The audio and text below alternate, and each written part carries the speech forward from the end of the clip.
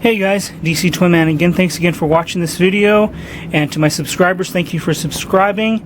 I'm going to get to this figure as soon as I can, but a quick shout out to my Google Plus followers, Joshi Loong Y and Lennon Gallo. This figure is the DC Universe Classics Kryptonite Chaos Lex Luthor. He was originally packaged with Supergirl, but he did come with his Kryptonite, which I'm trying to keep in a bag, keep in the baggie, keep it separated.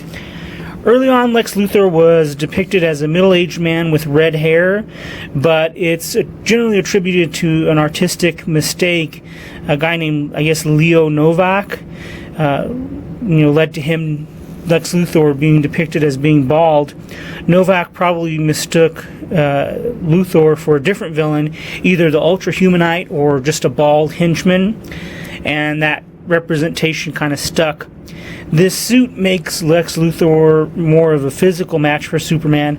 It's not too articulated, but it's actually pretty surprisingly well articulated for being such a big suit. His wrists don't swivel, but he still has, swivel biceps, and the jointed elbow, and his ankles, and his knees, and he has the twisted thighs, and he almost has the double jointed thighs, but this part leaves him incapable of really lifting them very high to the sides.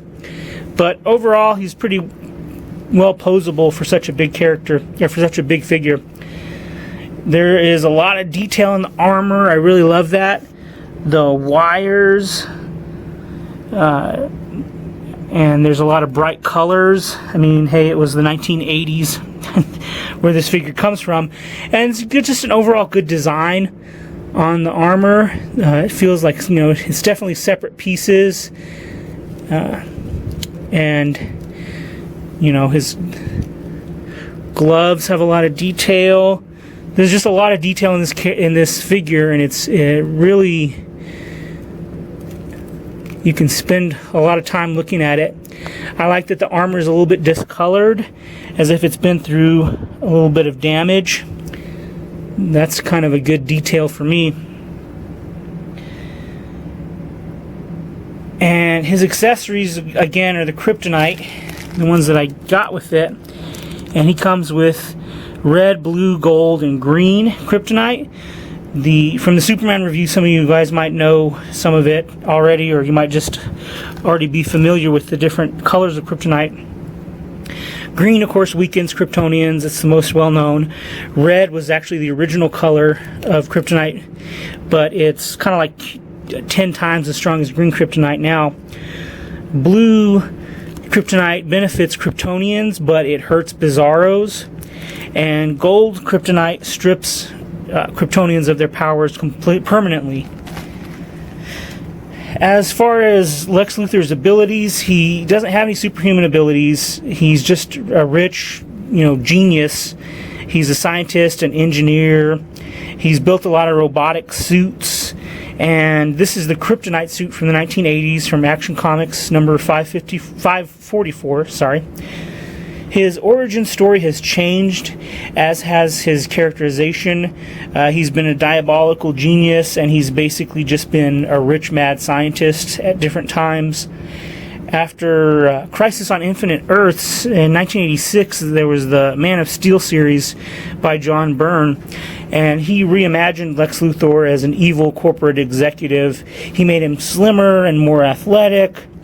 He wasn't bald, but his hairline was receding. He was a self-made man who rose out of suicide slums from child abuse and poverty.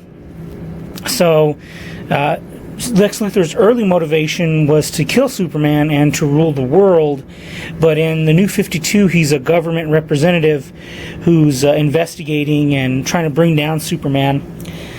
In more modern times and the New 52, DC has made him more complex and sympathetic, in my opinion. As I mentioned in the Superman review, Lex Luthor doesn't like that Superman always saves the day, and therefore humanity doesn't determine our own destiny. That's a big part of how he's characterized now. He's trying to do what he feels is right for humanity and making us, getting us in charge of our own destiny. His enemies, of course, are Superman, and he and Captain Cold later join the Justice League after Forever Evil. I haven't read it, but I've read a little bit of information on it. And as far as as far as major storylines, early on in Superman number 4, in the first volume, Lex Luthor stole an earthquake machine, which is kind of like the first Donner movie. More recently, Lex Luthor has become president of the United States. He has a lot of quotes. I'm going to try to get through these fairly quickly. In Forever Evil, he says, I spent years warning Congress, the people of Metropolis, and Superman himself that our over-reliance on him would not only leave humans stagnant, but also vulnerable.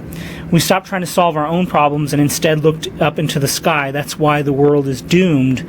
And again, that's just them characterizing him as, looking out for humanity and trying to put humanity in charge of our own destiny.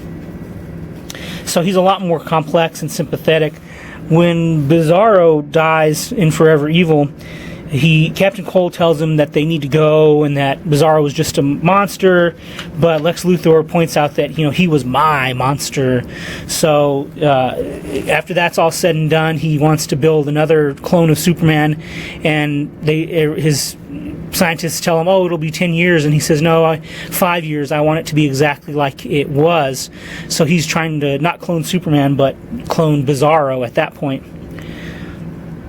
In the Absolute Luthor trade paperback, he's talking to Superman, and he says, he's talking, I don't know if Superman can hear him or not, but he says, when I see you, I see something no man can ever be. I see the end of our potential, the end of our achievements, the end of our dreams. You are my nightmare. And in that story, Bruce Wayne mentions that Superman is on our side, but Lex Luthor points out, what if he changes his mind? What if tonight he looks down at us and decides we're not capable to manifest our own destiny? What if tomorrow he wakes up believing he knows what's best for us? That it's not enough to protect the world when he can rule it. The only safeguard we have against that happening is his word. And I say his word is not enough, even if you believe it. So again, Lex Luthor doesn't trust Superman.